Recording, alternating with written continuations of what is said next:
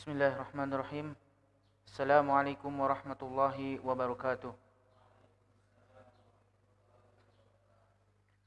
Hamdan wa syukran lillah kama yuhibbu rabbuna wa yarda. Asyhadu an la ilaha illallah wahdahu la syarika lah wa asyhadu anna Muhammadan abduhu wa rasuluhu amma ba'du. Alhamdulillah, pada kesempatan hari ini kita dipertemukan oleh Allah Subhanahu wa taala, yaitu dalam al-maudu ataupun judul Thalabul Ilmi Thariq An-Najah.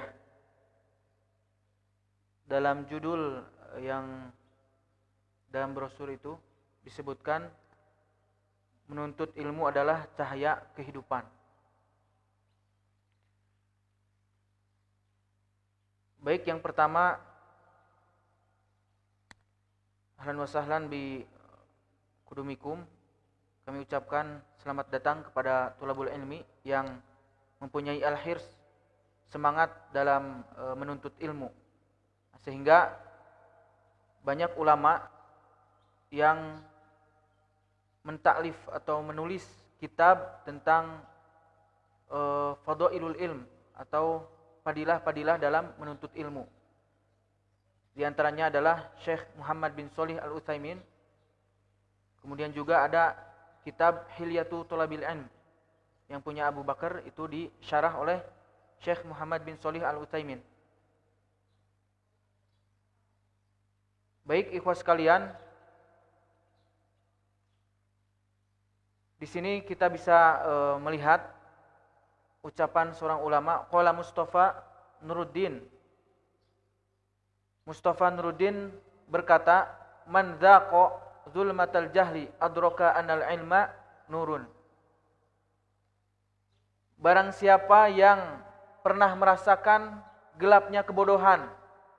Jadi waktu masa jahiliyah, ternyata masa jahiliyah itu masa yang tidak mengenakan gitu. Bayangkan orang bertahun-tahun kehidupannya berada dalam kemaksiatan, terumbang-ambing. Jadi sampah masyarakat. Pagi-pagi nongkrong, malam gitar-gitaran gitu kan. Jadi kehidupannya itu terus dipenuhi kegelapan. Barang siapa yang dzaqa zulmatal jahli adraka anal ilma nurun. Barang siapa yang merasakan kegelapan kebodohan, maka sungguhnya dia telah mengetahui anal ilma nurun, bahwasanya ilmu adalah cahaya. Jadi memang dulu terkadang kita waktu marhalah ataupun jenjang sanawiyah ataupun muallimin atau SMA, mungkin terkadang kita pergaulan tidak diatur, baik dengan lawan jenis ataupun dalam segi berbicara, kemudian bersikap. Kemudian ketika kita sudah mengetahui bahwa itu semua adalah salah, maka sesungguhnya anal ilma nurun. Ketahuilah bahwa sesungguhnya ilmu itu adalah cahaya. Jadi dengan kita menuntut ilmu, kita tahu mana yang baik dan mana yang buruk. Maka menuntut ilmu itu tidak ada batasan usia. Saya sudah umur 40 tahun. Saya berhenti menuntut ilmu atau tidak mau. Kenapa? Karena malu. Gitu kan. Atau ketika misalkan ada orang yang ketika masa mudanya hanya bermain-main, kemudian diajak sama temannya. Alasannya apa? Masa saya udah umur 30, 40 harus ikut majelis gitu kan. Nah ini disebut al-khojal. Nanti ada al-istihya, ada al-khojal. Khojal itu malu, tapi malunya ini malu yang akan memadaratkan dirinya. Jadi malu itu harus ada pada tempatnya. Ya, al-haya matlubun. Malu itu boleh-boleh saja. Ketika kita misalkan berbuat kesalahan, nah itu harus malu. Ketika kita misalkan berbicara dengan lawan jenis, kita harus malu. Maka ketika kita malu, maka kita bisa menjaga aturan-aturan Allah Subhanahu wa taala.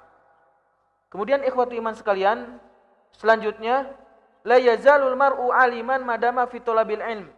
Fa idza dhanna annahu qad alima faqad bada'a jahlahu. Nah, ini hati-hati ya.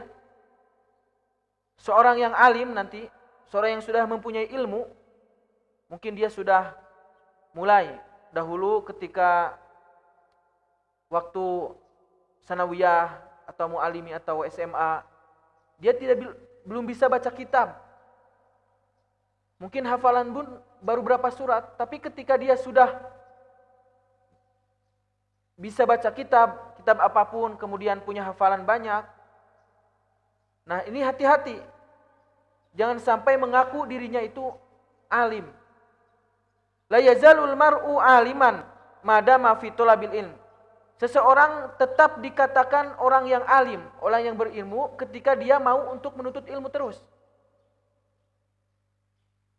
Jadi para masyayikh pun dia selalu menuntut kepada yang berilmu terus.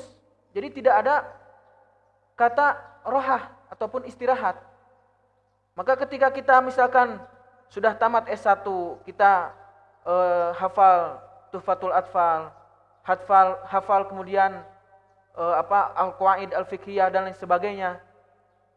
Kemudian kita mengatakan istirahtu, saya istirahat, sudah banyak ilmu. Tidak. Karena ilmu itu terus. Seseorang itu dikatakan aliman ketika dia mau untuk menuntut ilmu. Nanti ada menuntut ilmu itu bitalaki ya, bitalaki nanti di sini. Dengan talaki langsung ke syekhnya.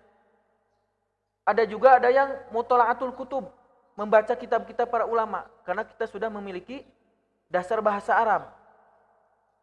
Fa idza dhanna annahu qad alima faqad bada'a jahlahu. Maka ketahuilah jika seseorang mengira atau meyakini dirinya adalah orang yang berilmu, faqad bada'a jahlu, maka sungguhnya orang itu adalah orang yang bodoh. Jadi ketika ada seorang alim mengatakan, saya lebih tahu dari Anda, saya orang yang alim. Nah, maka ketahuilah bahwa sungguhnya orang itu telah memulai kebodohannya. Ya. Kemudian ikhwatu iman sekalian, bil ilmi tajdabul uqul wa bil akhlaqi tajdabul qulub. Tajdab, jadzaba yajdabu. Ada istilah jadzab, rajulun jadzab. Rajulun jadzab itu rajulun yang menarik. Menarik. Ra'aitu rajulan jadzaban. Saya melihat seorang laki-laki yang menarik. Menarik apanya? Ya menarik mungkin cara berbicaranya, kemudian sikapnya dan lain sebagainya. Bil ilmi tajdabul uqul. Maka dengan ilmu ukul itu jamak akal. Ya, ini otak ya, akal. Dengan ilmu maka akal itu akan tajdab, akan menarik. Maksudnya apa? Dengan ilmu akal itu akan menarik. Jadi dengan ilmu akal ini akan berpikir, oh ini salah, oh ini benar, oh ini manfaat, oh ini kurang manfaat, oh ini bukan tepat kalau dilakukan sekarang, oh ini tepat kalau dilakukan sekarang. Nah jadi dia bisa memilah dan memilih ketika dia memiliki ilmu. Kapan dia harus bertindak demikian, kapan dia harus bertindak yang lain gitu kan. Maka orang yang berilmu itu selalu bijak dalam bersikap.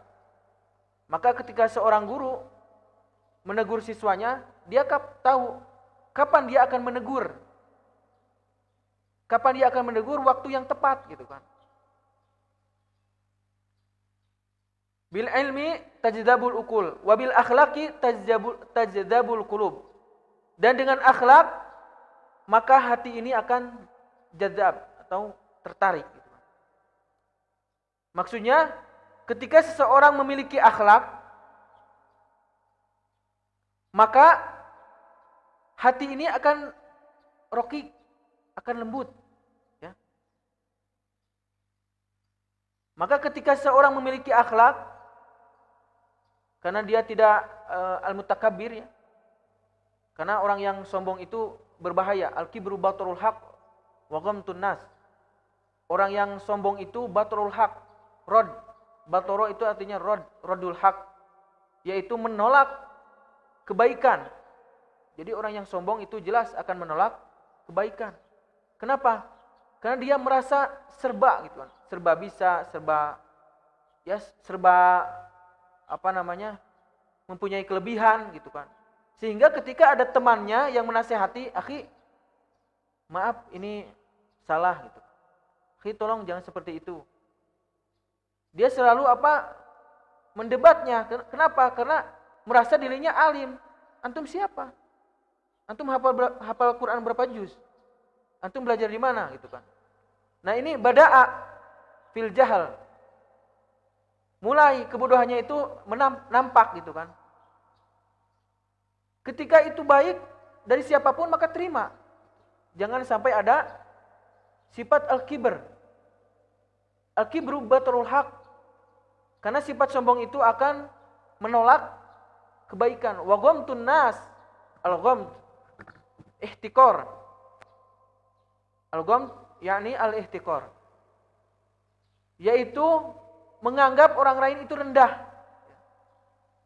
Jadi kalau orang sudah merasa di atas, itu akan merendahkan orang lain. Rasulullah SAW tidak seperti itu. Maka kita harus mempunyai sikap at-tawadhu. Tawadhu itu rendah hati, bukan rendahan. Maka ketika kebaikan itu datang dari siapapun, maka kita terima. Dahulu pun ketika Abu Hurairah radhiyallahu anhu didatangi oleh syaitan gitu kan. Tapi bahwa syaitan itu adalah kadzib, pembohong. Dan syaitan itu adalah makhluk yang menyesatkan manusia. Tapi suatu saat memang Abu Hurairah sering kehilangan kurmanya. Tiba-tiba kurma hilang gitu kan. Suatu saat Abu Hurairah menyelidiki siapa ini yang mencuri. Kemudian akhirnya tertangkap orang tersebut. Ternyata ketika ditangkap waktu pertama kali, la ukhbiru Rasulullah sallallahu alaihi wasallam. Akan saya laporkan kepada Rasulullah SAW bahwa Anda mencuri. Dia takut. Jangan katanya, jangan. Saya janji besok tidak akan mencuri. Sampai 3 kali akhirnya dia sudah terpepet gitu kan. Mengatakan, tolong jangan laporkan saya kepada Rasulullah.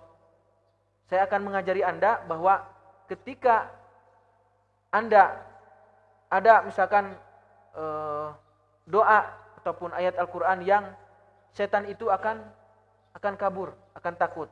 Maka kata setan itu yaitu ayat kursi.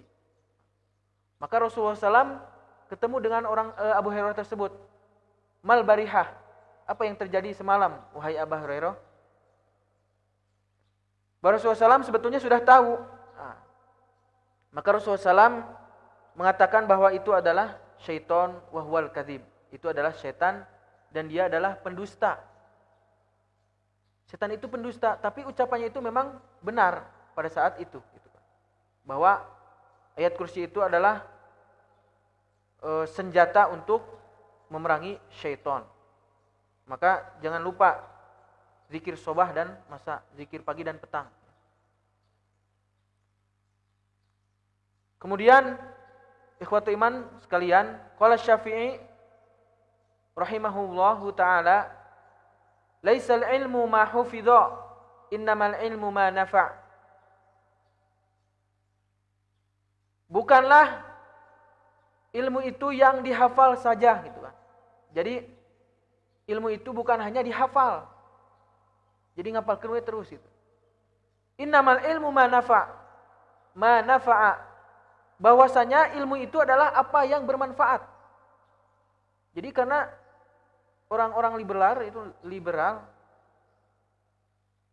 kalau bab menghafal mereka. Banyak yang menghafal. Hafal ini, hafal itu. Tapi tidak bermanfaat bagi dirinya dan masyarakat, justru malah menstreskan dirinya dan orang lain gitu.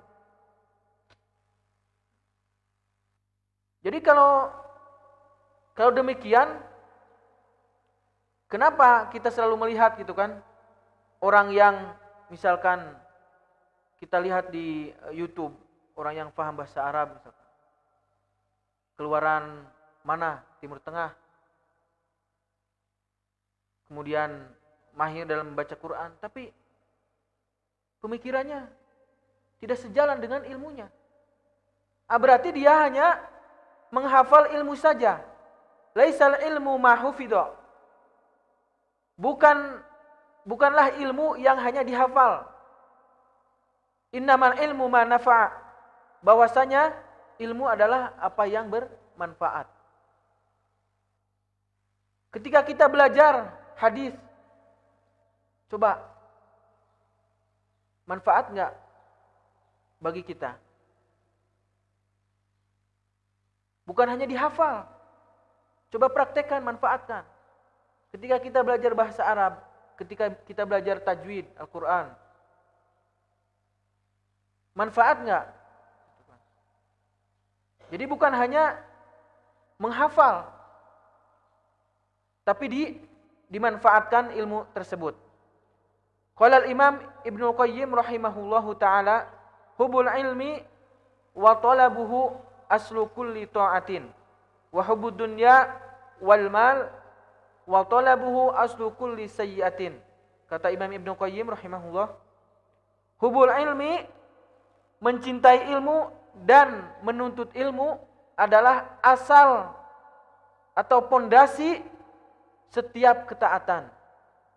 Jadi ketika kita mencintai ilmu, kemudian direalisasikan dengan menuntut ilmu, maka mencintai ilmu, kemudian menuntut ilmu dan mengamalkan ilmu, aslu kulli ta'atin, itu adalah asal ataupun pondasi untuk seluruh ketaatan.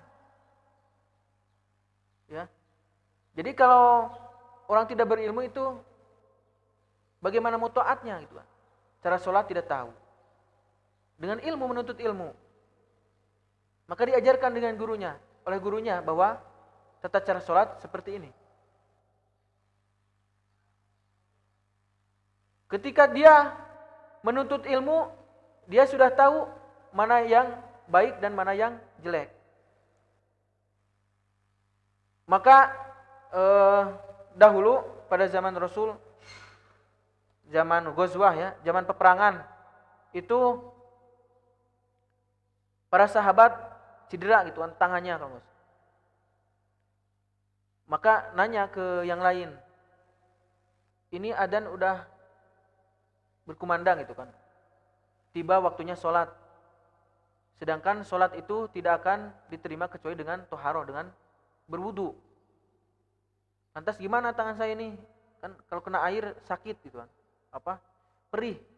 Cobalah kalau kita punya luka di sini kan kena air perih.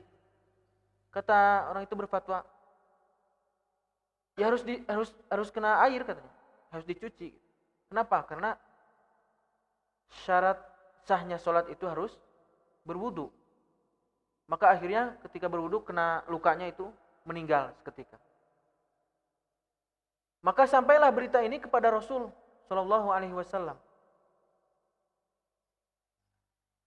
Apa yang Anda lakukan? Saya berfatwa begini dan begitu. Bahwasanya yang Anda lakukan itu salah, bukan seperti itu. Karena ad-dinu yusrun gitu kan. Agama itu mudah. Bahwa tidak usah untuk dibasahi gitu kan. Cukup diusap.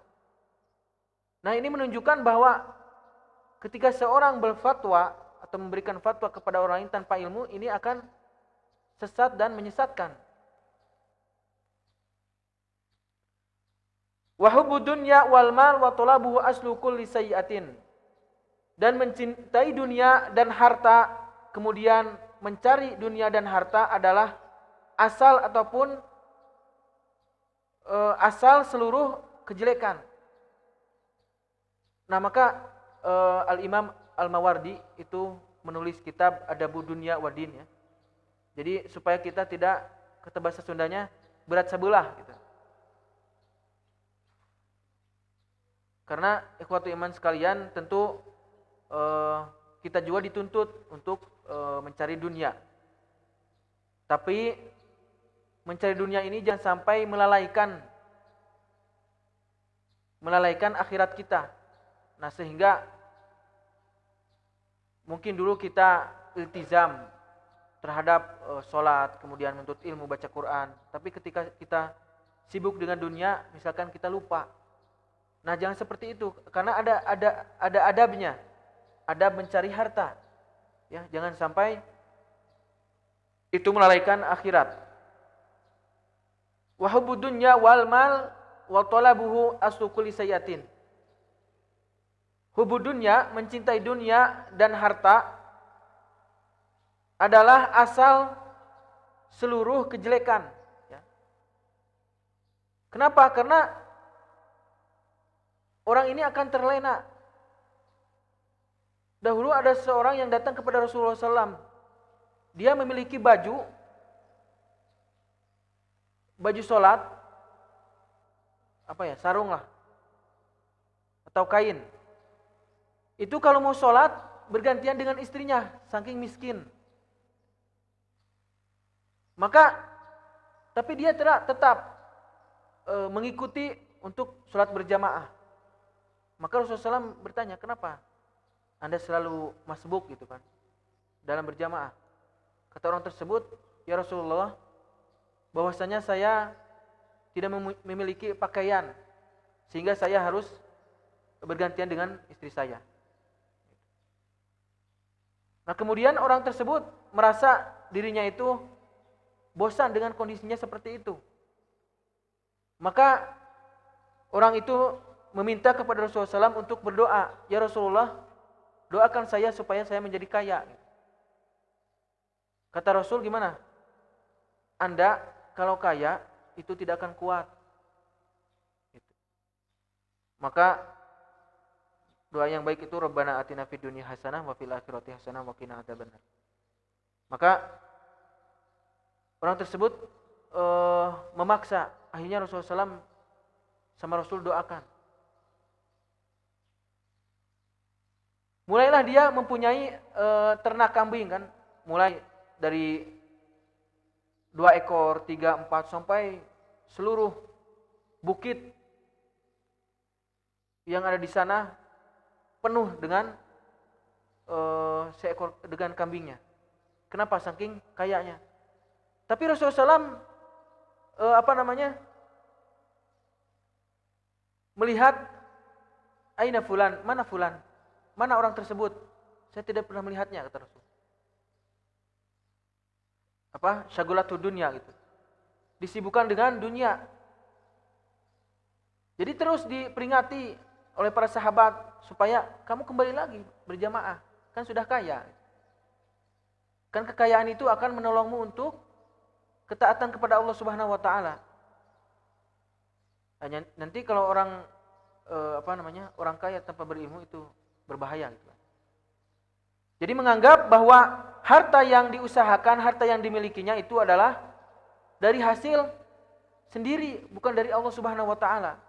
Sehingga dia melalaikan seluruh ketaatan kepada Allah Subhanahu wa taala, akhirnya Allah Subhanahu wa taala mengembalikan kondisinya seperti semula. Maka ikhwatu iman sekalian, bahwa niatkan ketika kita mencari dunia, maka itu adalah mu'inah gitu kan. Itu supaya membantu untuk kita taat kepada Allah Subhanahu wa taala. Coba bayangkan ketika kita ke masjid harus berpakaian bagus. Sedangkan pakaian bagus itu harus dibeli. Dan membeli itu harus pakai uang. Nah, berarti dunia juga penting. Dari rumah ke sini kita harus punya kendaraan, pakai kendaraan. Nah, kendaraan itu pun mal, harta, maka dunia pun penting ketika itu dimanfaatkan untuk ketaatan kepada Allah Subhanahu wa taala. Kemudian ikhwatu iman sekalian, qala Syafi'i rahimahullahu taala, isbir ala muril jafa min muallim fa inna rusubal ilmi fi nafaratihi. Nah, ini bagi penuntut ilmu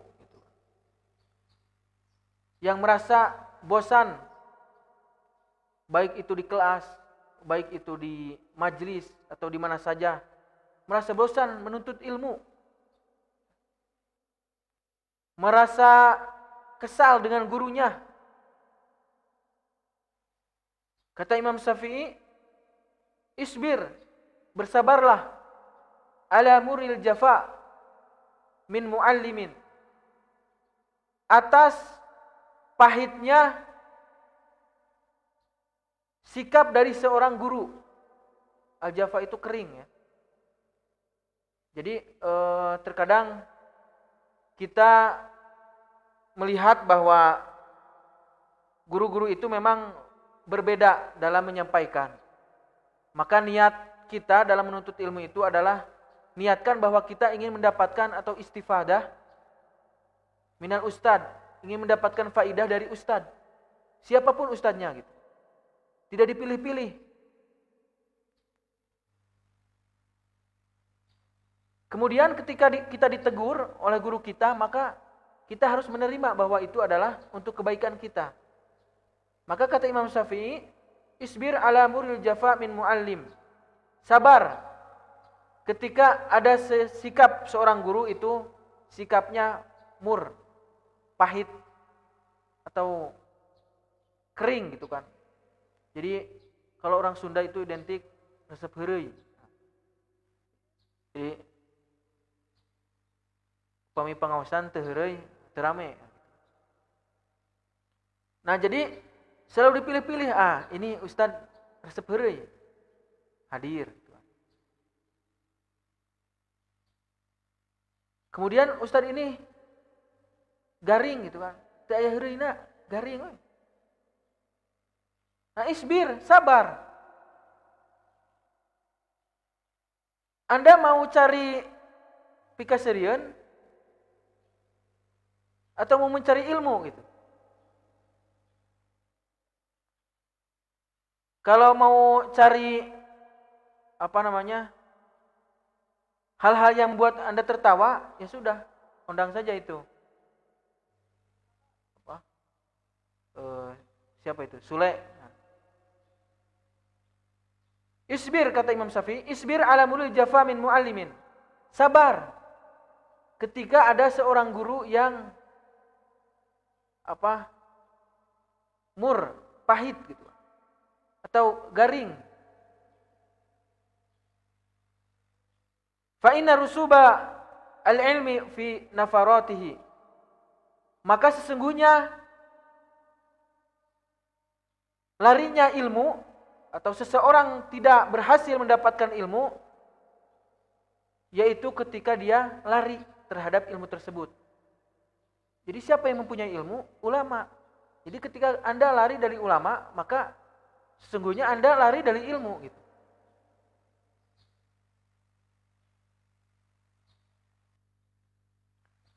Kemudian dulu itu memang kadang kalau di Sunda disebut pundungan. Ada siswa pundung.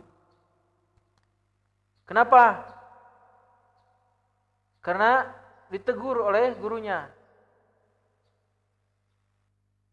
Kenapa ditegur? Karena dia mengantuk. Dibangunkan, kenapa Anda mengantuk? Saya lelah Ustaz. Silahkan Anda berdiri. Kenapa disuruh Anda berdiri? Supaya dia tidak ngantuk. Tapi karena baperan gitu kan, gak pantas ada murid baper ke gurunya. Akhirnya dia keluar.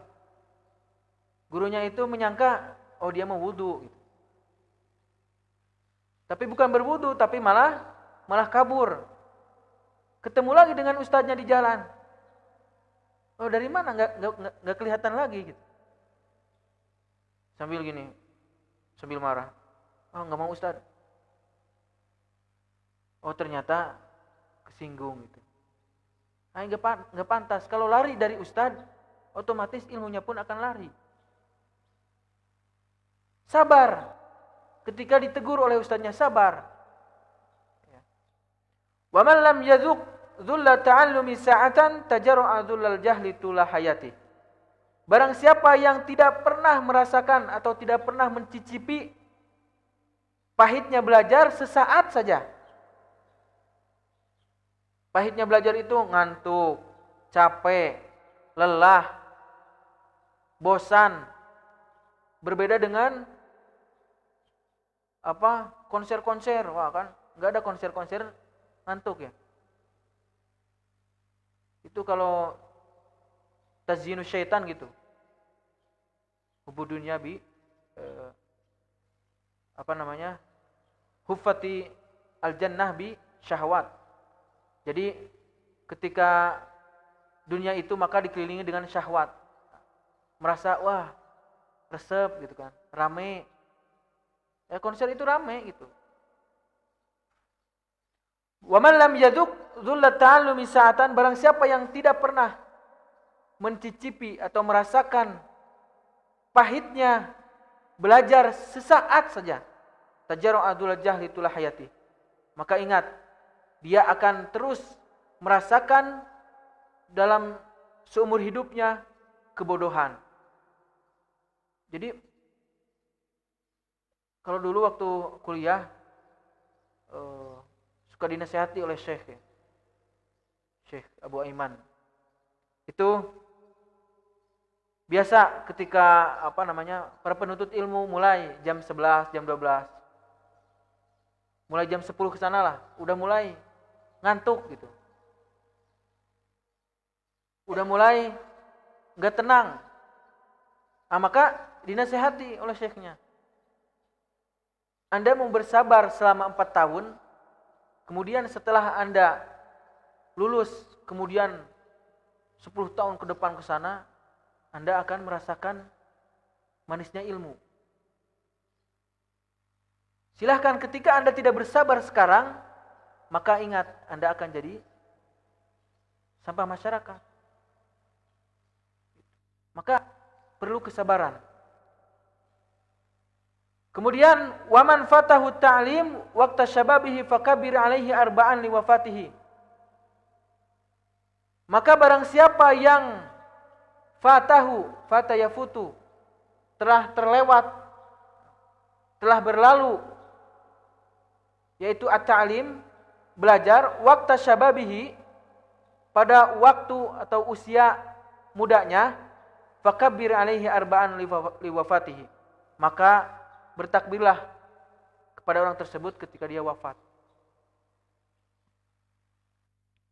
Jadi seumur hidupnya dia tidak pernah menuntut ilmu. Nah ini saking pentingnya dalam menuntut ilmu gitu.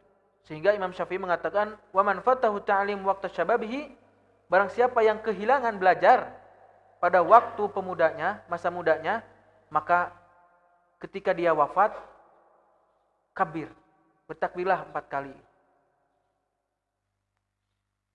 Ini anak muda ini apalagi harus semangat. Di rumah nonton TV, main sama teman. Jadi ketika sehari-harinya seperti itu, main, kemudian nonton TV, otomatis disuruh orang tuanya pun malah marah-marah. Si mamah manitah wae gitu. Ini ada taksir, pengaruh. Pengaruh karena dia tidak mendapatkan cahaya ilmu. Coba ketika seorang mendapatkan cahaya ilmu, belajar, menghafal Quran, menuntut ilmu, maka otomatis secara naluri taksirul ilm, pengaruh ilmu itu akan ada positif. Yang tadinya mungkin ketika SMA atau SMP pergaulannya atau sama orang tuanya kurang bagus, sama temannya kurang bagus, tapi ketika dia menuntut ilmu, sikapnya berubah drastis. Kenapa? Karena ada cahaya ilmu. Yang tadinya orang tuanya, ini anak kok kasar, tapi setelah menuntut ilmu pulang jadi sopan, disuruh mau, bahkan tidak disuruh. Sama temannya jadi ramah dan lain sebagainya. Itu ada taksir, ada pengaruh dari menuntut ilmu. Pengaruh dari menuntut ilmu itu adalah yaitu ijabi, taksiru ijabi, pengaruh yang positif. Kemudian ikhwati iman yang dirahmati Allah Subhanahu wa taala, masih qala Imam Syafi'i Muhammad bin Idris rahimahullah, syakautu ila waqi su'a hifdi fa arsyadani ila tarkil ma'asi wa akhbarani bi annal ilma nurun wa nurullahi la yuhda li'asin. Suatu saat Imam Syafi'i mengeluh karena Imam Syafi'i ini hafalannya sangat kuat, ya. Sangat kuat. Sehingga suatu saat Imam Syafi'i pergi ke pasar. Ada orang yang bertengkar. Ini bahasanya beda. Karena bukan bahasa Imam Syafi'i bertengkar. Tidak paham. Kemudian dia mengadu kepada qadhi, kepada hakim. Kemudian hakim tersebut tidak bisa memutuskan siapa yang benar, siapa yang salah. Sedangkan tidak ada saksi. Kata Imam Syafi'i, saya saksinya. Tapi saya tidak paham bahasa mereka, tapi saya hafal. Jadi Imam Syafi'i hafal. Jadi beliau itu dikatakan sekali lihat, dia hafal. Makanya ketika Imam Syafi'i menghafal, misalkan Al-Quran seperti ini kan, safhatan, 2 halaman, maka ditutup sebelahnya. Kenapa? Takut kehafal gitu kan. Kalau kita bukan takut kehafal, dihafal-hafal susah gitu. Kalau Imam Syafi'i takut kehafal gitu, akhirnya ditutup. Kemudian fulan mengatakan ini, fulan mengatakan ini. Akhirnya hakim tersebut bisa memutuskan, oh yang salah ini. Nah itu saking kuat hafalnya. Maka suatu saat Imam Syafi'i mengeluh kepada gurunya Waqi, Imam Waqi. Syakautu ila Waqi su'a hifdi. Aku mengadu kepada guruku yaitu Waqi tentang jeleknya hafalanku. Ya. Jadi setingkap Imam Syafi'i mengatakan jeleknya hafalanku. Fa arsyadani ila tarkil ma'asi. Maka Waqi guruku menasihatiku supaya aku meninggalkan maksiat.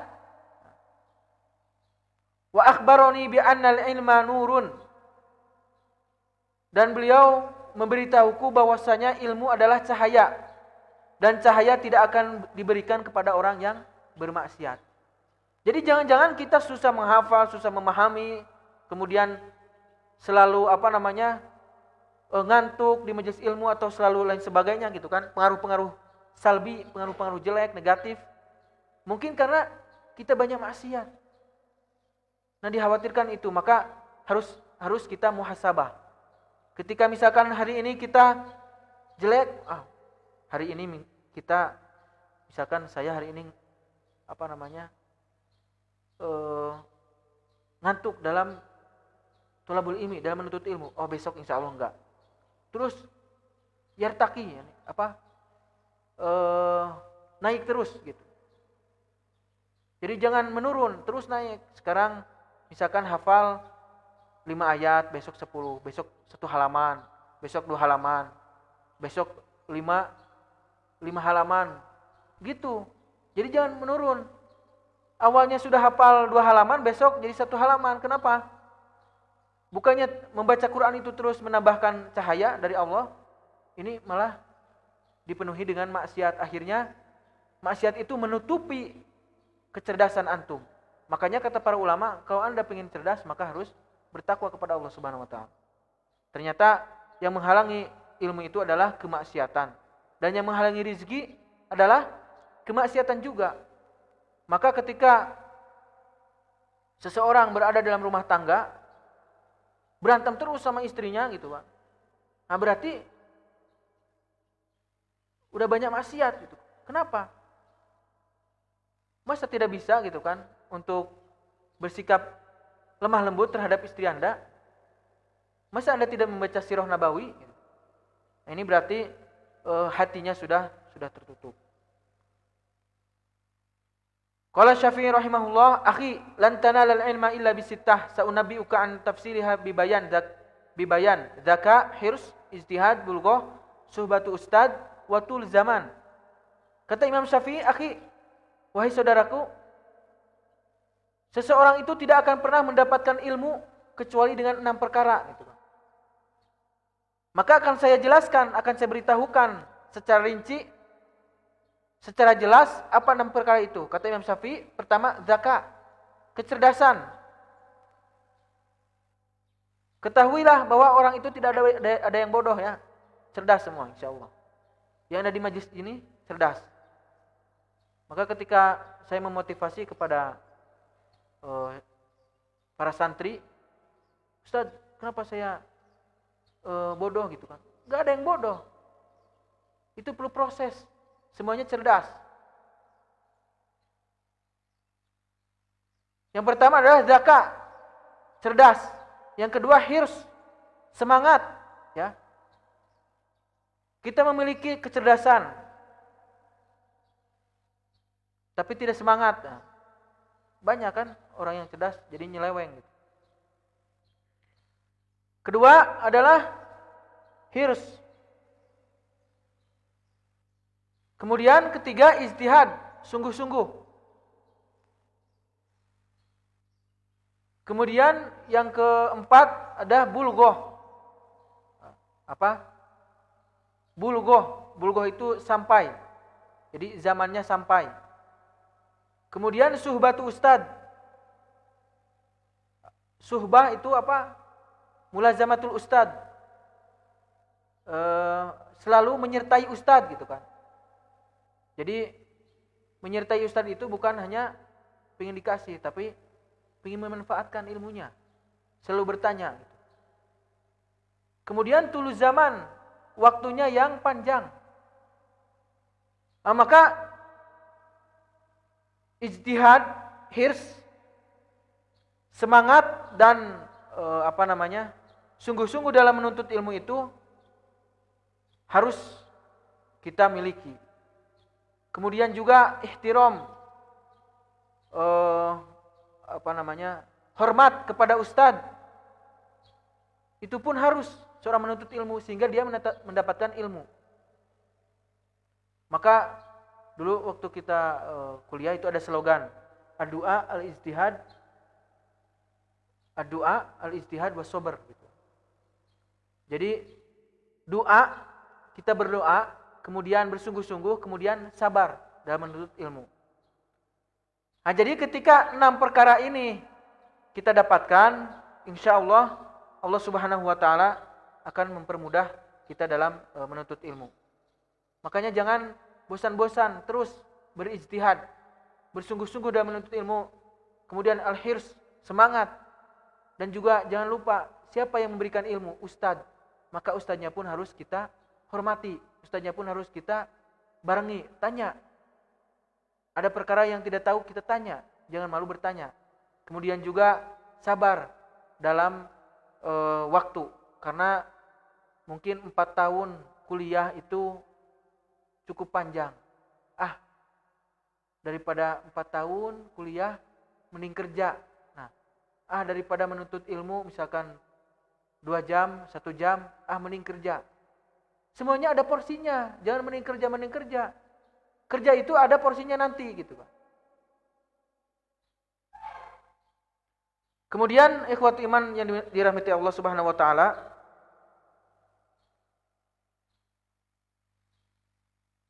wa min ahami fadailil ilm ma yali. Di antara perkara yang paling penting dalam keutamaan ilmu adalah yang pertama, irsul anbiya. Kenapa kita harus menuntut ilmu? Karena ada keutamaan dalam menuntut ilmu. Gitu.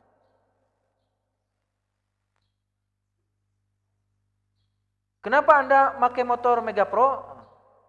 Karena motor Mega Pro itu kencang kalau lari. Kenapa Anda pakai HP apa? HP Samsung gitu kan? Karena kalau dipakai ngeheng.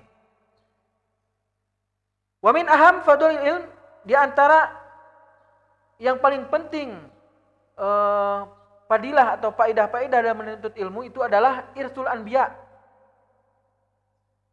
Jadi sederhananya kenapa kita harus menuntut ilmu? Karena yang pertama, ilmu itu adalah irsul anbiya. Ilmu itu adalah pewaris para nabi. Li'anna anbiya ada yang mengatakan lam yurisu atau lam yuwarrisu dinaron wala dirhaman wa innama warasu atau warasu al-ilm. Faman akhadaha faqad akhada bihadzin wafirin. Jadi barang siapa yang para nabi, para anbiya itu dahulu tidak mewariskan harta, uang, dinar, dirham, tetapi mereka mewarisi apa? Ilmu. Maka barang siapa yang mengambil ilmu tersebut, maka sesungguhnya dia telah mengambil bagian yang banyak. Bihadzin wafirin. Ya lihatlah, masing-masing kan punya kampung. Dulu waktu SMP, SMA selalu bersamaan gitu. Ternyata kita lanjut ke jenjang selanjutnya, kuliah menuntut ilmu, teman kita sudah cukup karena saya pengen ijazah SMA. Coba lihat aja gitu. Realitanya di sekeliling kalian gimana? Rambutnya di sini. Gitu. Kemudian apa? Celananya sobek-sobek dan lain sebagainya. Jadi mereka menganggap saya berlaku seperti ini untuk menarik perhatian perempuan. Coba tanya perempuan, resep tekan gitu. Tapi jangan dipraktekkan nanti. Jadi gimana? Akalnya di mana gitu kan? Mau menarik perhatian, penampilannya seperti itu, compang-camping, saraweh, ini penyisiran gitu. Terus jarang mandi gitu. Jadi seorang penuntut ilmu insya Allah penampilannya selalu bersih, kemudian wajahnya bercahaya gitu kan. Meskipun hitam, bercahaya. Tapi berbeda dengan orang yang putih tapi selalu melakukan maksiat, maka wajahnya itu kusam. Ya. Terus we main game gitu. Tidak ada manfaatnya. Nah, maka barang siapa yang mengambil ilmu atau menuntut ilmu, maka sesungguhnya dia telah mengambil bagian yang banyak. Ya. Maka kalau tidak mau teori, silakan praktekkan. Lakukan sensus orang yang di luar menuntut ilmu gimana? Di kampung kalian sendiri aja. Ya. Waktu adzan, gitar-gitaran. Itu suka mikir, orang tuanya kasihan banget. Kadang udah besar minta uang ke orang tuanya. Nggak dikasih marah-marah. Kan jadi memadaratkan. Kasihan orang tuanya. Maka kalau kalian punya teman, coba ingatkan. Kasihan soalnya. Kemudian yang kedua, annahu yabqa wal mal yafna. Fana yafna. Kalau afna yufni. Annahu yabqa wal mal yafna. Bahwa ilmu itu yabqa, akan terus melekat dalam diri. Ada pernah dengar cerita orang yang kecurian ilmu? Enggak ada ya? Jadi ilmu itu terus melekat. Ya. Kita lagi main bola jatuh. Sugan ilmuna leungit gitu kan murag. Henteu. Tetap di dia. Ilmunya tetap yabqa, melekat dalam mastaka, dalam kepala kita dan hati kita. Wal mal yafna, sedangkan harta itu akan sirna. Nah, jadi kalau kita punya uang 500.000, dibelanjakan 100 jadi 400.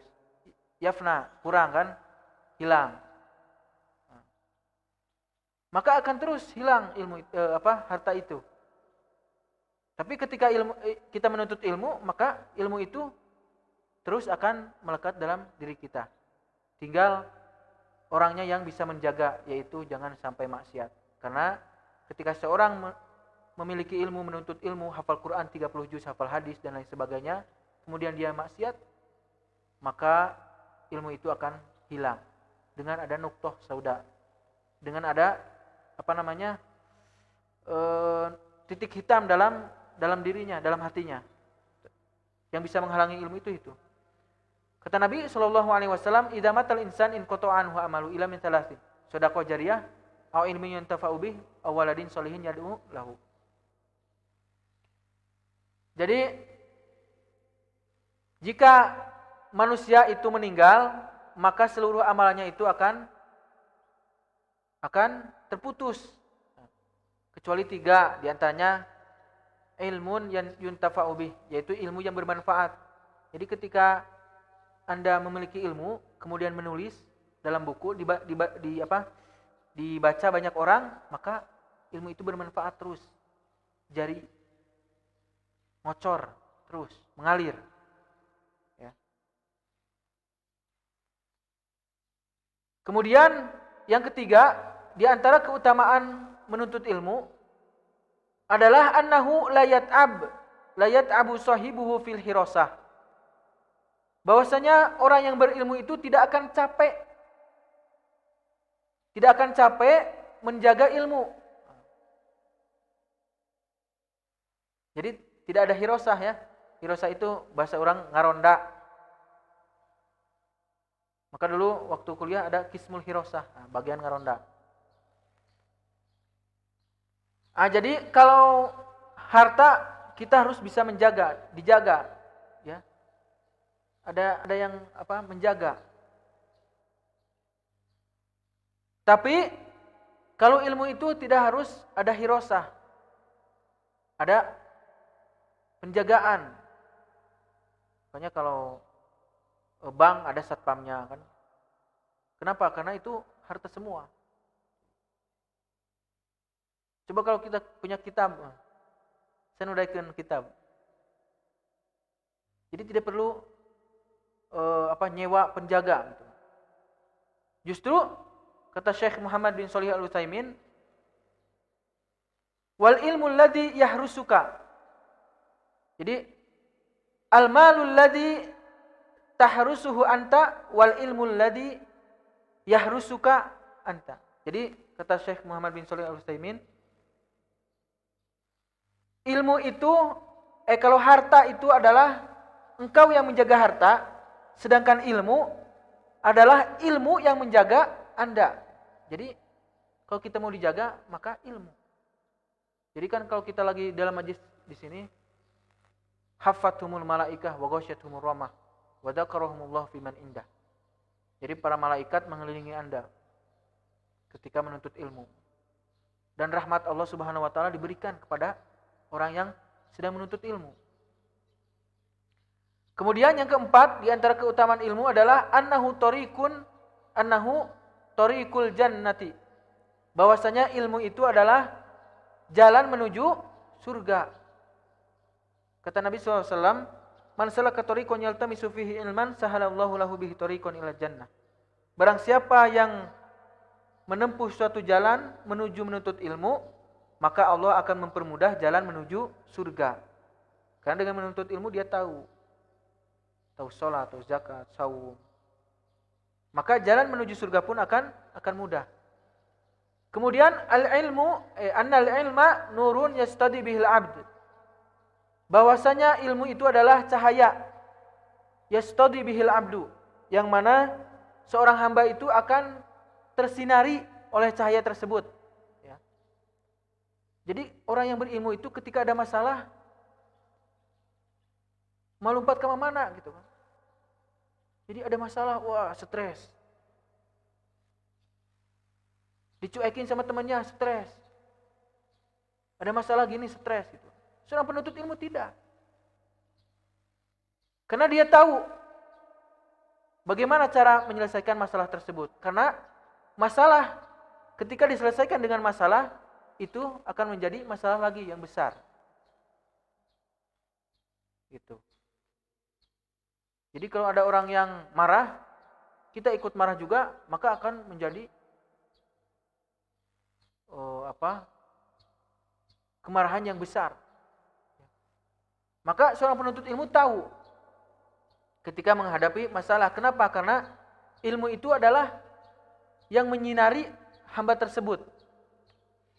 Anal ilma nurun yuhtada bihin nas fi umuri dinihim wa dunyahum. Nah, ini kata Syekh Muhammad bin Shalih Al-Utsaimin. Bahwasanya seorang yang berilmu, ini bukan anal alima nurun. Anal ilma nurun. Nah, salah ketik. Bahwasanya ilmu itu adalah cahaya. Atau bisa juga anal alima nurun.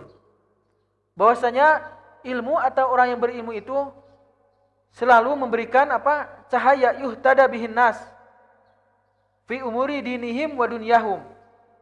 Yang mana manusia itu, orang-orang di sekelilingnya selalu menjadikannya rujukan dalam masalah dunia ataupun masalah akhirat. Ya. Realita di masyarakat kan gitu. Ketika ada masalah urusan dunia, datang ke siapa? Ke ustadz. Ke orang yang berilmu. Kenapa? Karena dia banyak harta pun tidak tahu. Tidak tahu caranya bagaimana memanfaatkan atau menyelesaikan masalah yang dihadapinya. Nah, sehingga dia meminta petunjuk dari orang yang berilmu. Nah, sehingga kita ketahui bahwa tidak mungkin orang yang berilmu itu tidak perhatian terhadap dunia gitu.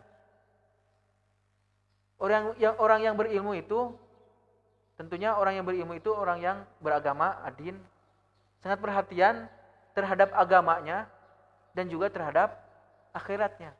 Tapi orang yang hubud dunia, orang yang cinta dunia itu, dia tidak akan perhatian terhadap akhiratnya. Ya. Kemudian anallaha yarfa'u ahlal ilmi fil akhirah wa fid dunya. Bahwasanya Allah Subhanahu wa taala akan mengangkat derajat orang yang berilmu baik di dunia ataupun di akhirat. Ya. Coba lihat realitanya. Kemudian ikhwatu iman rahimakumullah, sampai jam berapa? Belum? Oh iya. Tadi disebutkan Allah Subhanahu wa taala mengangkat derajat orang yang berilmu baik di dunia ataupun di akhirat. Jadi jangan takut ketika Anda menuntut ilmu, itu insya Allah dunia antum tidak akan tertinggal. Allah tidak akan melupakan orang yang selalu memperjuangkan agama Allah. Jadi begitu. Jangan terbalik kita berpikir. Kemudian ikhwatu iman rahimakumullah, di sini ada adabu thalibil ilm. Adab seorang penuntut ilmu.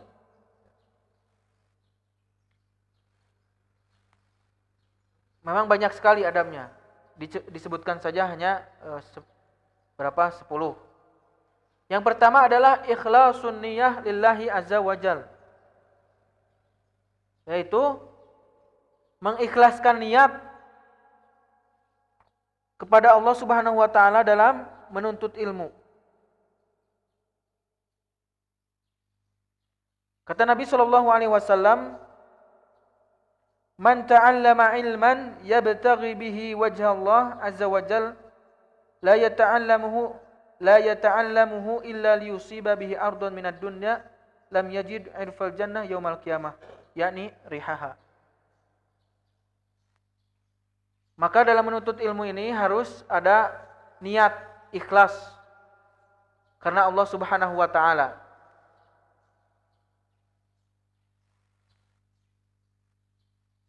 Karena ada orang yang menuntut ilmu itu meniatkan dalam dirinya untuk, wah, akan saya debat ustadz saya. Gitu. Akan saya bantah orang-orang di sekeliling saya. Nah itu udah nggak benar niatnya. Maka kata Nabi SAW, barang siapa yang menuntut ilmu atau mencari ilmu, kemudian dia mengharap wajah Allah, dan dia tidak menuntut ilmu itu supaya mendapatkan kehidupan dunia. Jadi kan terkadang kalau kita di kampung mengadakan seminar tentang puasa gitu kan. Ada snacknya. Wah, banyak. Kalau disebutkan ada snacknya banyak. Jadi hadirnya itu bukan karena ingin tahu gimana fikih Ramadan, gimana fikih i'tikaf. Tapi pingin snack atau pincuk.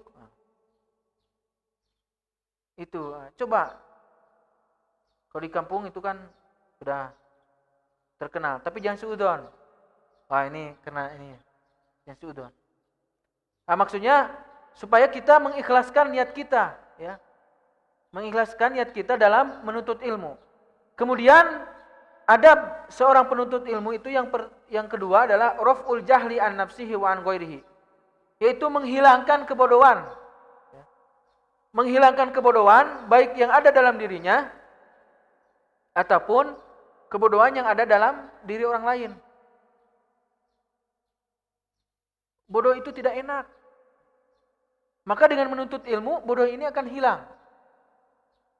Begitu juga masyarakat kita yang awam. Coba lihat di kampung kita, awam masyarakat. Di dekat rumahnya berseberangan gitu kan. Paharep-harep ya imah ustad, ya imah masyarakat. Nyetel dangdut, aduh. Subhanallah. Musibah. Innalillahi, ya, musibah. Jadi memang itu. Jadi niatkan menuntut ilmu itu supaya kebodohan kita hilang dan kebodohan masyarakat kita hilang.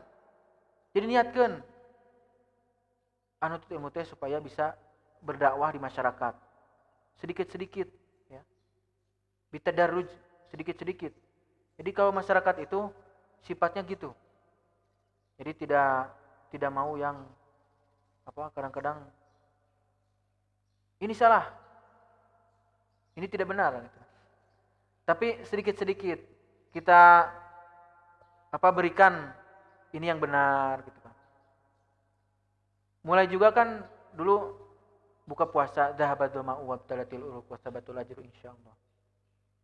Sekarang sudah terkenal. Dulu yang terkenal apa? Allahumma lakasumtu wabika mantu wa ala rizqika aftaltu birahmatika ya arhamar rahimin. Itu di masyarakat gitu kan. Tapi memang harus disiasati. Selain ada doa gitu kan, yang ibu-ibu bapak-bapak selalu dibaca gitu untuk buka puasa, maka Nabi SAW mengajarkan kita doa yang dari Nabi. Ini redaksinya zahabadu ma'u.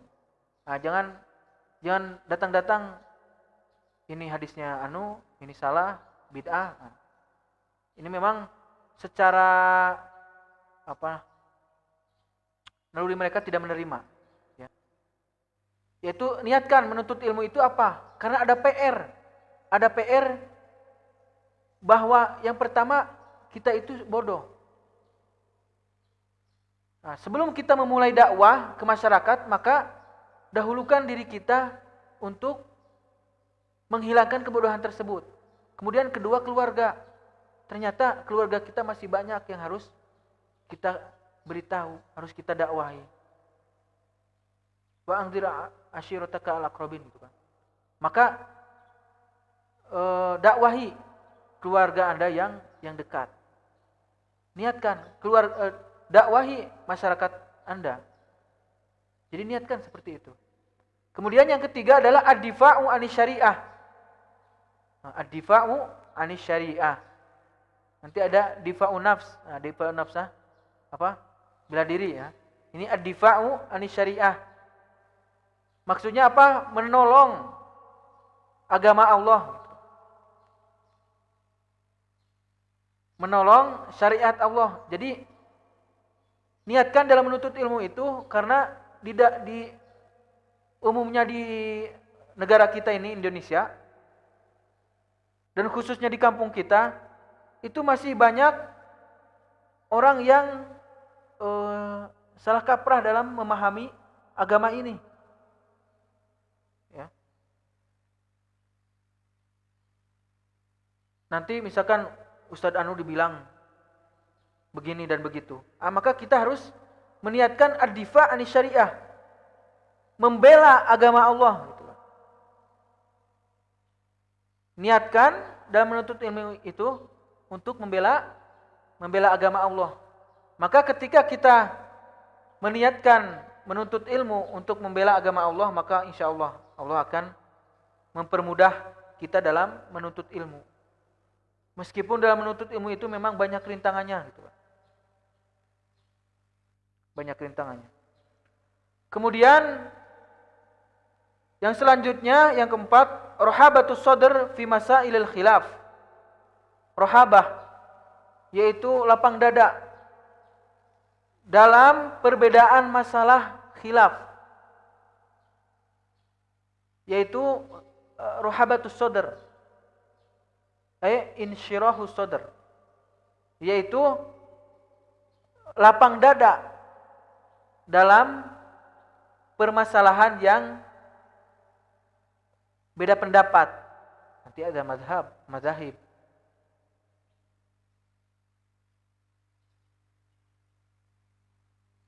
Jadi sebelum kita berdakwah udah dimulai dengan permasalahan yang berbeda pendapat. Masalah ini ada dua pendapat. Yang pertama Imam Syafi'i, yang kedua Imam Ahmad. Menurut Imam Syafi'i gini. Nah, jadi jangan disibukkan dengan hal itu. Tapi kita sebagai katulabil ilm, sebagai penuntut ilmu, maka harus ada sikap, ya. Ada manhaju fitulabil ilm. Manhaj yang kita pakai tentunya adalah manhaj as-sahabah, manhaj salafus sholihin. Tapi ketika kita ke orang lain nanti ada rohabatus sadr, menerima ataupun lapang dada dalam masalah berbeda pendapat. Kemudian yang kelima, al-amal bil ilm, yaitu mengamalkan ilmu. Nah, jadi setelah kita menuntut ilmu maka harus diamalkan. Jangan kitmanul ilm, jangan menyembunyikan ilmu atau nyumputkan ilmu. Apalagi sekarang sanad. Saya minta sanad al-qawaid al-fiqhiyah al-mumti, ya. Misalkan dia tidak mau memberikan sanad, atau kita memang niatnya thalabul ilm untuk menghafal qawaid al-fiqhiyah, tapi orang tersebut mempunyai sanad gitu. Nah, dia tidak mau, kenapa? Karena takut sanadnya dikasih ke orang lain. Jadi al-amal bil ilm, jadi ketika kita misalkan mempunyai ilmu sedikit pun, misalkan mempunyai ilmu sedikit, meskipun sedikit, ya amalkan. Ada teman kita misalkan yang tidak sholat, kita memahami bahwa perbedaan antara kita dan orang kafir itu adalah dalam hal sholat. Maka barang siapa yang meninggalkan sholat, maka dia sungguh telah kafir. Kemudian ad-da'wah ilallah, ad-da'wah ila Allah bil basirah wal mau'idatil hasanah, gitu. Yaitu dakwah di jalan Allah. Jadi yang tadi al-amal bil ilm itu objeknya pertama kita sendiri mengamalkan. Kita hafal hadis, hafal sunnah, hafal perkataan salafus sholihin, hafal Quran gitu.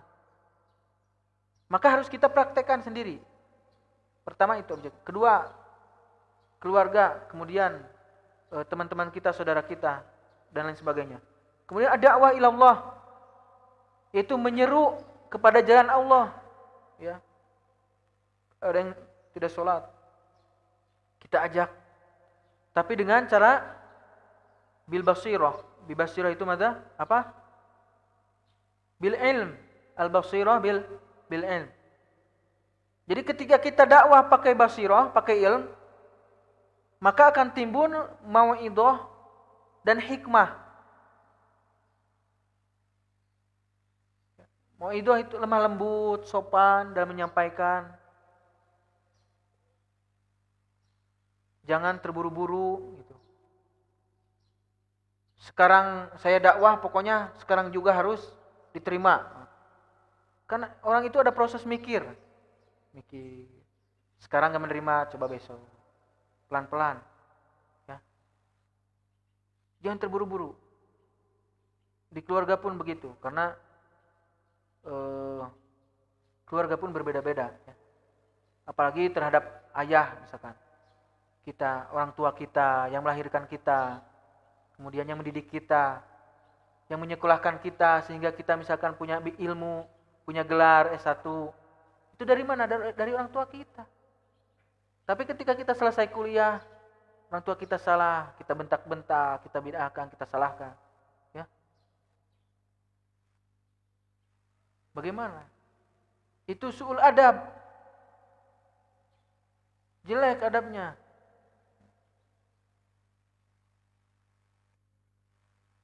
Wa in jahadaka ala an tusyrika bi ma laysa bihi in fala tutihuma wa sahibuma fid dunya ma'rufa. Jadi ketika ada orang tua kita misalkan menyuruh kepada kejelekan, menyuruh untuk berbuat syirik, maka jangan kita ikuti. Tapi tetap kita harus bersikap lemah lembut. Kita harus jelaskan bahwa ini perbuatan yang tidak benar. Ya, jadi gimana di masyarakat itu akan menerima kalau kita ghilzah, kita kasar. Jadi dulu kalau saya ngaji tuh, kalau di Sunda gitu, biasalah. Guru itu marah kan biasa gitu. Tapi ketika mengeluarkan ucapan yang kurang bagus tidak biasa. Nah maka terkadang kita tidak mau menerimanya. Kenapa? Karena ucapan, bagaimana menerima orang itu ketika misalkan sikap kita kasar. Ya, tapi ketika lemah lembut, bil hikmah wal mau'idatil hasanah, maka insya Allah orang itu akan menerima. Kemudian selanjutnya adalah apa? Nomor 7 al-hikmah.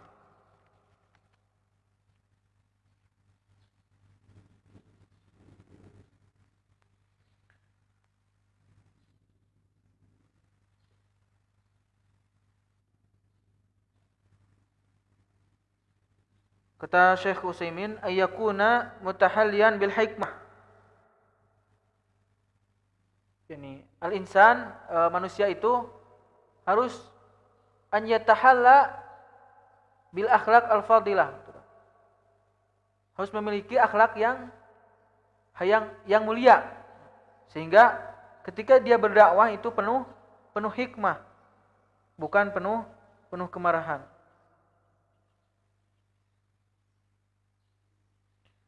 Maka di sini dikatakan ud'u, kata Syekh Utsaimin, ud'u ila sabili rabbika bil hikmati wal mau'izatil hasanah wajadilhum billati hi ahsan. Kemudian diperumpamakan seorang yang dahulu ja'a Rabiun fabala fi jahitan min janibil masjid faqama ilaihi as-sahabah fazajaruhu fanahahum Nabi sallallahu alaihi wasallam walamma qada bawlahu da'a Nabi sallallahu alaihi wasallam qala inna hadzal masjid la taslu li syai' min al-bawl wal qadar innama hiya li dzikrillah fi li dzikrillah azza wa jalla was salat wa qiraatil Qur'an. Jadi suatu saat ada Arab Badui, ada pelosok orang Garut tapi pelosokna gitu. Jadi tak aya listrik, tak aya lampu, tak aya. Wah, pokoknya pelosok lah. Datang ke masjid fabala gitu kan. Terus buang air kecil. Coba kebayang? Memang dulu masjid masih sakfuhu, atapnya itu masih pakai kurma ya, daun kurma.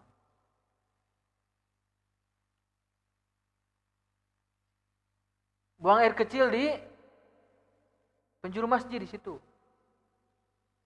Datang tiba-tiba buang air kecil. Tentu para sahabat marah gitu kan. Wah, ini kalau bahasanya kurang ajar gitu. Saya pukul. Tapi Nabi SAW fanahahumun Nabi SAW. Sebentar. Duduk. Biarkan dia beres dulu gitu. Nah, ketika orang Arab tersebut sudah selesai buang air kecilnya, maka Nabi SAW memanggilnya. Coba Anda sini. Apakah Anda mengetahui gitu kan dalam hadis ini? Inna hadhil masajid la taslu li syai' min hadza baul wal qadar. Bahwasanya masjid ini tidak pantas atau tidak layak untuk dikotori, untuk dikencingi. Ya. Innama hiya li dzikrillah. Masjid itu hanya untuk beribadah, berzikir kepada Allah Subhanahu wa taala. Wassalah wa qiraatil Qur'an. Salat dan membaca Al-Qur'an. Mungkin saja orang Arab itu tidak tahu bahwa tidak boleh kencing di situ gitu. Nah, maka orang Arab tersebut mendoakan Nabi Shallallahu Alaihi Wasallam. Ya, kenapa? Karena beliau penuh dengan hikmah dalam berdakwah. Maka tentunya kita pun kalau di ma'had ya. Karena latar belakang kita pun, latar belakang orang pun beda-beda. Maka harus bisa bijak dalam menasihati teman kita. Jangan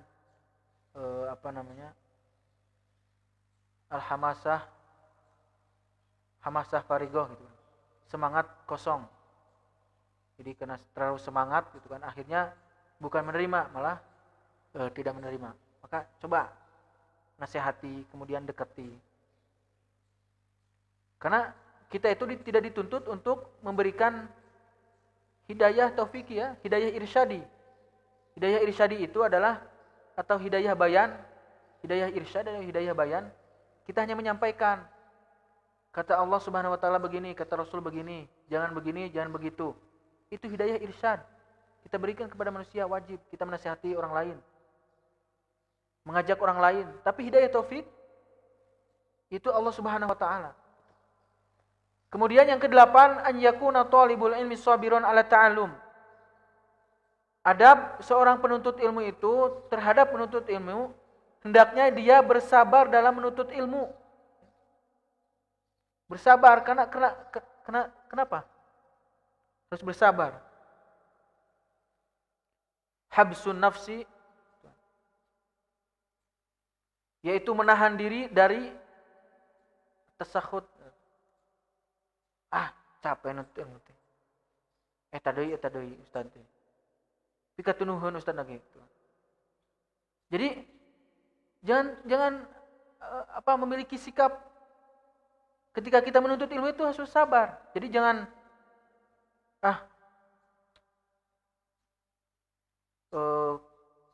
banyak peraturan Ustaz. Misalkan ketika menuntut ilmu di sini, pasti di masing-masing ma'had itu ada peraturannya. Tidak sabar dengan peraturan. Jam 3 tahajud. Nah, itu untuk melatih kalian.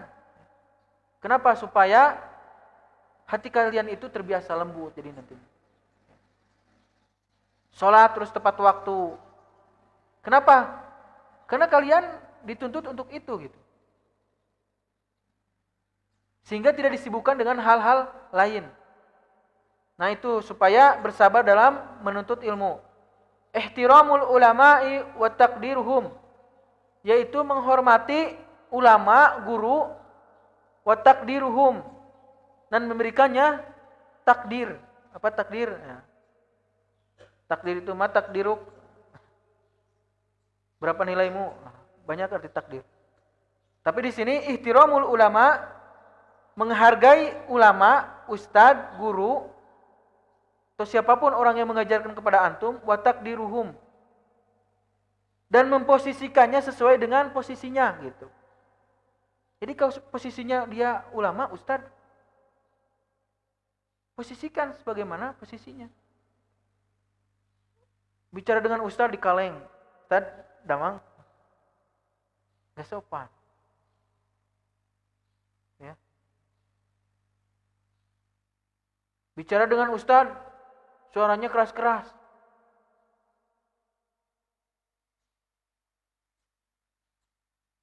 Atau minta tolong ke ustadz, nyuruh ustadz, kan gak pantas ya. Atau misalkan mau manggil ustadz, ustadz,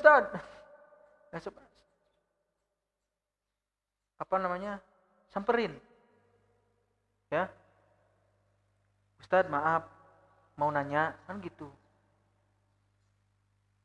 Ini gimana mau dapat ilmu dari seorang ustadz ketika kita pun tidak bisa memposisikan guru kita atau ustadz kita sebagaimana mestinya. Ihtiramul ulama wa taqdirhum, yaitu menghargai ataupun menghormati seorang ulama, guru, ustadz, dan memposisikan mereka terhadap posisinya. Kemudian yang 10, at-tamassuk bil kitab wa sunnah. Nah, hati-hati. Nanti kalau kalian sudah banyak menuntut ilmu, banyak baca kitab, banyak lain sebagainya, apalagi kalau kuliahnya di kuliah umum, nanti tafsir pun ada tafsir dari barat gitu. Nanti ada filsafah, ada mantik, ya. Itu memang ilmu akal semua gitu. Tapi tetap kita tidak boleh merendahkan, ya. Karena itu pun penting. Tapi nanti ada tahapannya. Yang pertama adalah at-tamassuk bil kitab was sunnah. Maka harus kita pegang erat-erat, yaitu Al-Quran, Alkitab, Al-Quran. Jadi yang paling pertama kita pegang itu apa? Al-Quran. Kemudian As-Sunnah. Nanti ada aqwalus sahabah. Kalau dalam usul fiqh ada muttafaq alaih, mukhtalaf fi ikhtilafan dha'ifan, mukhtalaf fiha ikhtilafan qawiyan. Kitab As-Sunnah, qiyas, al-ijma', itu banyak ya.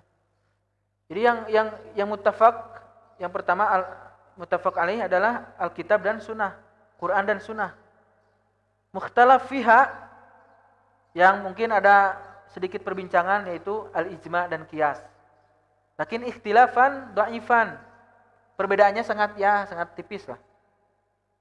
Kemudian nanti ada ikhtilafan qawiyan, perbedaannya sangat, para ulama berbeda pendapat sangat panjang perbedaan. Nanti ada sadud dari'ah, al-istislah, al-maslah mursalah, dan lain sebagainya. Maka kita harus pahami dulu, atau harus kita pegang erat-erat, yaitu Alkitab dan As-Sunnah. Nah, baru nanti selanjutnya ke sana kita bisa menyikapi sendiri. Ketika kita misalkan belajar, ada dosen yang menerangkan filsafat. Nah, ini Ustadz lagi kemana nih? Oh ternyata Ustadz ini bukan mau mengatakan atau memberikan kita pemikiran seperti itu, tapi Ustadz menjelaskan bahwa di filsafat ini seperti ini, gitu. Di mantik itu seperti ini. Gitu kan. Nah maka kita sudah bisa mengukur. Gitu. Ketika kita sudah belajar Al-Quran dan As-Sunnah. Kemudian ikhwatu iman sekalian, al-asbabu al-mu'inah, bukan al-mu'ayyanah. Kalau al-mu'ayyanah mah yang tertentu. Al-asbab al-mu'inah, al-asbabu al-mu'inatu ala thalabil ilmi. Sebab-sebab yang membantu seseorang dalam menuntut ilmu. Sebab-sebab atau hal-hal yang membantu seseorang menuntut ilmu.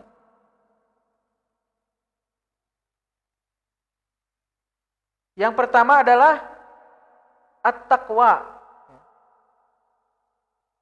Jadi para ulama dahulu itu mereka itu dibekali dengan ketakwaan. Jadi semakin takwa, maka semakin mudah dalam menuntut ilmu.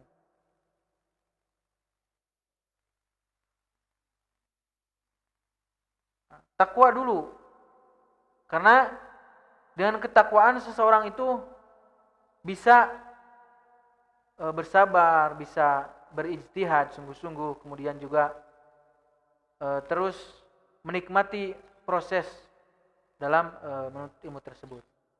Nah, itu ketakwaan.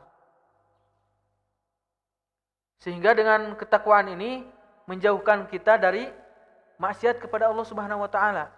Ketika kita menjauhi kemaksiatan kepada Allah Subhanahu wa taala, otomatis Allah akan memberikan ilmu terhadap kita dengan mudah. Ya. Jadi bagaimana kita mau mengisi air yang sudah penuh gitu kan? Mengisi wadah tapi sudah penuh, maka akan keluar terus. Nah, ibaratnya seperti itu. Jadi bagaimana Allah Subhanahu wa taala akan memberikan ilmu kepada kita sedangkan di dalam hati kita penuh dengan kemaksiatan. Ya. Maka keluar lagi.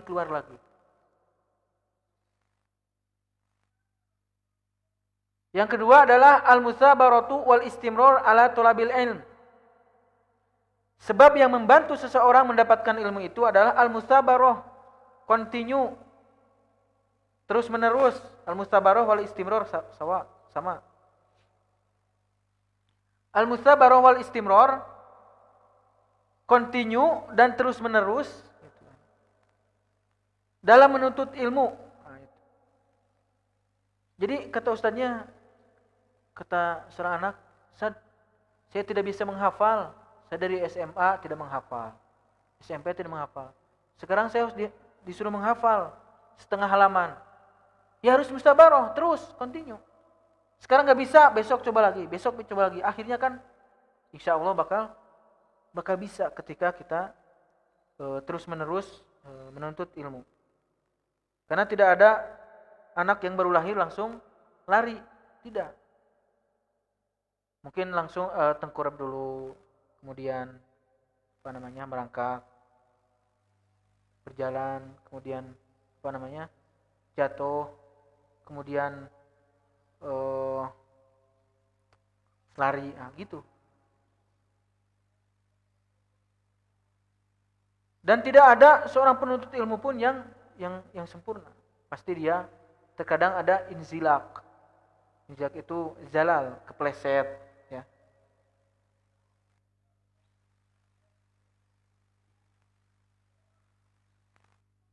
Makanya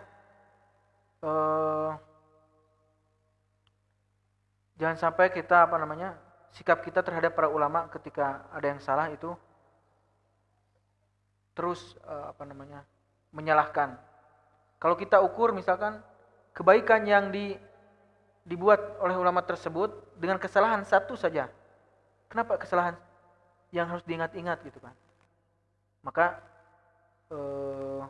di perang Siffin kan gitu, maka ada at-tawaqquf atau as-sukut anhum. Nah, itu harus terus-menerus ya. Jadi jangan bosan menghafal, jangan bosan dalam menerima penjelasan dari seorang ustadz. Juga jangan bosan karena waktu yang lama, tapi terus harus continue, terus-menerus dalam menuntut ilmu. Kemudian yang selanjutnya adalah al-hifdz. Al-hifdz wal murojaah. Jadi ada supaya menuntut ilmu itu berhasil, maka harus dihafal, menghafal. Nanti tinggal bagi saja, ada ilmu yang mesti dihafal, ada yang harus difahami. Ya. Maka ketika kita menghafal Al-Quran, maka harus dihafal. Ketika kita disuruh untuk menghafal Al-Quran, maka harus dihafal. Karena Al-Quran beda dengan kitab. Kan kalau baca mah bisa gini. Pemahaman gitu. Saya kalau baca kitab ini gini. Tidak bersuara. Kenapa? Karena yang diperlukan adalah pemahaman.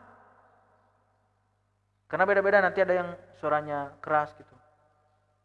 Tapi kalau baca Al-Quran, menghafal Quran, itu harus suaranya dikeluarkan. Supaya apa? Yatarassakh fi dzihn, supaya melekat dalam pikiran kita.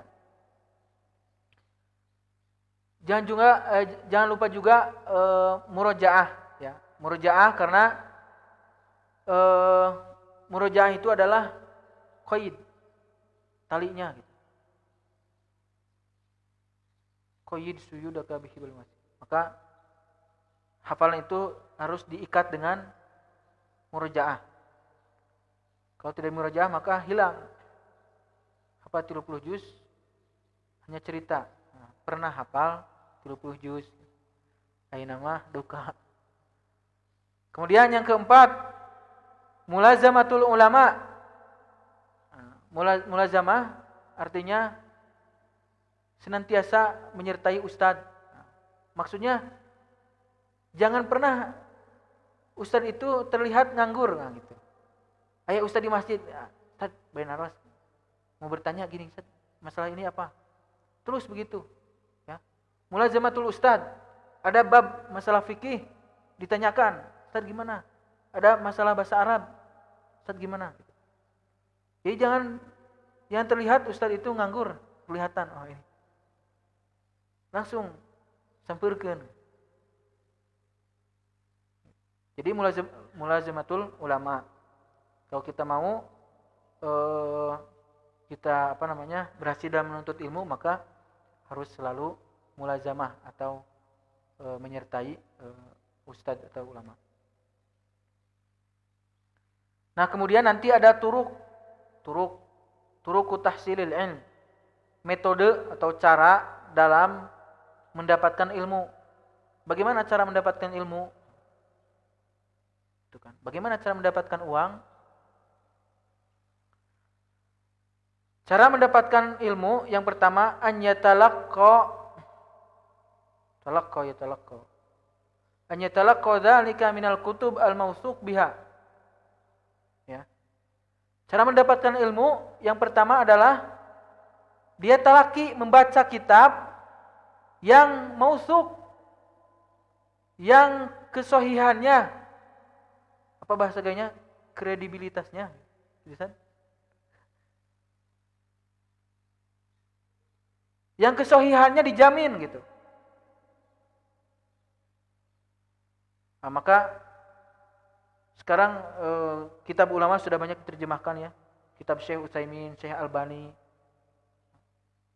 Syekh bin Baz, kemudian Syekh Fauzan, Syekh lainnya. Sudah banyak diterjemahkan. Coba banyak baca. Tapi syaratnya kitabnya itu yang sudah dipercaya gitu. Kesohihannya. Ini dulu ingat waktu mu'alimin baca kitab buku terbitan Mizan. Tahu terbit Mizan? Tapi alam Mizan sekarang ya, tapi Mizan dulu. Terbitan Mizan. Pokoknya terbitannya itu terbitan Syiah gitu. Saya baca tentang sahabat. Ini kok pertama memang begitu. Biasalah takiyah gitu kan. Seolah-olah dibagus-baguskan, tapi pas akhirnya kenapa ada semangat membaca tapi tidak tahu tentang kesohihan kitab tersebut. Nah, ternyata bahaya kalau dilanjutkan, bisa jadi Syiah gitu. Ya. Kemudian yang selanjutnya ayat talaqadalika min muallim mausuq fi ilmihi wa dinihi. Nah, seharusnya ini di pertama. Yang pertama adalah ayat talaqadalika min muallim mausuq fi ilmihi wa dinihi. Maka harusnya seseorang itu menuntut ilmu lewat siapa? Gurunya. Ya. Karena barang siapa yang menuntut ilmu tanpa gurunya, maka dia akan menyesatkan dan sesat. Itu untuk mubtadiin, untuk para pemula. Jadi para pemula mah jangan mencari sendiri ya. Harus lewat gurunya. Karena waktu kita kecil pun tidak cari nafkah sendiri, tapi dicarikan oleh orang tua. Nah, maka untuk mubtadiin, para pemula, cara menuntut ilmu, cara mendapatkan ilmu itu harus dari ustadznya dulu yang terpercaya. Nah, mausuk itu terpercaya. Mausuk yang sikoh, terpercaya. Terpercaya apanya? Terpercaya keilmuannya. Kan memang mengetahui atau menanyakan Ustadz keluaran dari mana, kemudian dari mana, itu juga penting ya. Karena orang yang baru kenal itu memang kadang menjaga kehati-hatian. Oh, misalkan lulusan Madinah. Oh. Kemudian pernah berguru ke siapa? Ke anu. Pernah sekolah waktu SMA di mana? Nah, itu jadi menuntut cara untuk menghasilkan atau mendapatkan ilmu itu adalah talaki ataupun berguru kepada ustadz atau seorang guru yang terpercaya, baik dalam agamanya, dalam ilmunya ataupun dalam agamanya. Mungkin dia banyak ilmu nanti, banyak ilmu. Karena orang liberal pun begitu. Tapi agamanya dikhawatirkan gitu kan.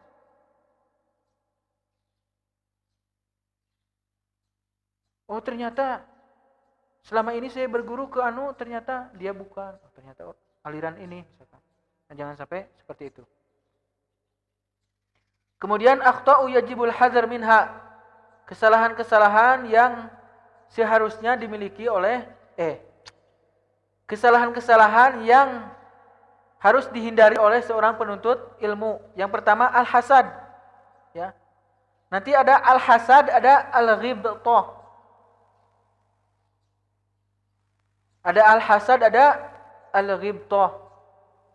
Kalau al-hasad ini karahatu ma an'amallahu bihi 'alal 'abd. Biasanya al-hasad ini yakni izalatu ni'am. Nah, maksudnya dia membenci seseorang ma'a apa? Oh, habis waktu.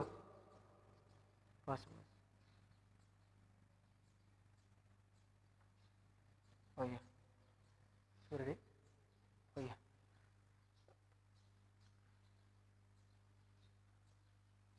Nah, habis ya. Yang pertama adalah jangan sampai hasad. Hasad dan ghibthah itu beda. Kalau hasad itu dia benci kepada seseorang dan supaya nikmat yang ada dalam orang tersebut bisa hilang, ya. Jadi orang hasad karena dia punya harta. Dia benci kepada orang tersebut karena punya harta banyak, kemudian supaya harta itu hilang dari orang tersebut. Tapi kalau ghibthah tidak. Contoh ghibthah, dia hafal Quran, dia punya harta banyak. Dia ghibthah. Tapi dia tidak ingin kenikmatan itu hilang dari orang tersebut dan dia berusaha untuk memilikinya, berusaha gitu. Jadi naon bahasa hasad hasanah gitu. Ghibtoh itu begitu. Jadi dia menginginkan kebaikan yang dimiliki oleh orang lain, tapi tanpa menghilangkan kebaikan itu dari orang tersebut. Nah, jadi kalau orang tersebut sering tahajud, kita mempunyai sikap ghibtoh, ya, ghibtoh. Berarti kita harus ikut juga tahajud, ulah keelehkeun gitu. Itu mah hudangna jam 3, kita jam 2. Nah, itu ghibtoh, ya. Dia menuntut ilmu selalu paling depan gitu kan. Besok saya. Itu gitu. Kemudian yang selanjutnya sebentar. Ketika kita melihat misalkan kenikmatan dari orang lain, maka kita berdoa Allahumma zidhu min fadlik wa atini afdal minhu. Ya Allah, berikan kepada orang tersebut atau tambahkan kepada orang tersebut karunia dan berikan kepadaku yang lebih baik dari orang tersebut. Allahumma zidhu min fadlik wa atini afdal minhu. Itu doanya supaya kita tidak hasad. Kemudian yang kedua, al-ifta bi ghairi ilm. Hati-hati jangan kita berfatwa atau memberikan komentar atau memberikan tanggapan kepada orang lain sedangkan kita tidak memahami ilmu tersebut. Maka sebaik-baik perkataan adalah kata para ulama, la arif la adri is'al ghairi. Saya tidak tahu, saya tidak paham, tanya orang lain yang lebih paham dariku. Kemudian yang ketiga, at-ta'assub li madzhab wal ara'.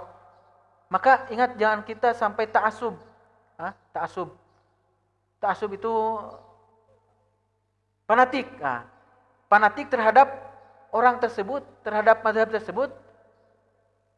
Sedangkan kita mengetahui kebenaran yang pasti. Karena orang-orang itu bisa terkena kesalahan karena maklum. Karena yang maksum itu adalah nabi. Para ulama pun bisa salah. Tapi jangan kita sampai menjelek-jelekan para ulama. Kemudian yang terakhir adalah kaifa tata'amal ma'al kitab, bagaimana kita bermuamalah dengan kitab. Pertama, ma'rifatul mawdu' hatta yastafid minhu. Yang pertama, kita ingin membaca kitab, bagaimana mengetahui judul kitab tersebut sehingga kita bisa memanfaatkan kitab itu gitu kan. Judulnya dulu, oh judulnya ini. Kemudian ma'rifat mustalahatihi, mengetahui istilah-istilah yang terkandung dalam kitab tersebut, ya. Kemudian ma'rifatu uslub wa ibarah, kemudian mengetahui metode ataupun ibarat yang terkandung dalam kitab tersebut. Sekian yang bisa disampaikan, mudah-mudahan bermanfaat. Sallallahu ala nabiyina Muhammad. Assalamualaikum warahmatullahi wabarakatuh. Tadi kan ma'rifatul mustalah. Kalau di Bulughul Maram itu kan muttafaq alaih itu rawahul Bukhari wa Muslim. Tapi di kitab Al-Muntaqo itu beda. Muttafaqun alaih itu yakni rawahu Ahmad, Bukhari, Muslim, ya. Jadi maksud mengetahui mustalah para ulama itu seperti itu. Sekian yang bisa disampaikan. Subhanakallahumma rabbana wa bihamdika asyhadu an la ilaha illa anta astaghfiruka wa atubu ilaik. Assalamualaikum warahmatullahi wabarakatuh.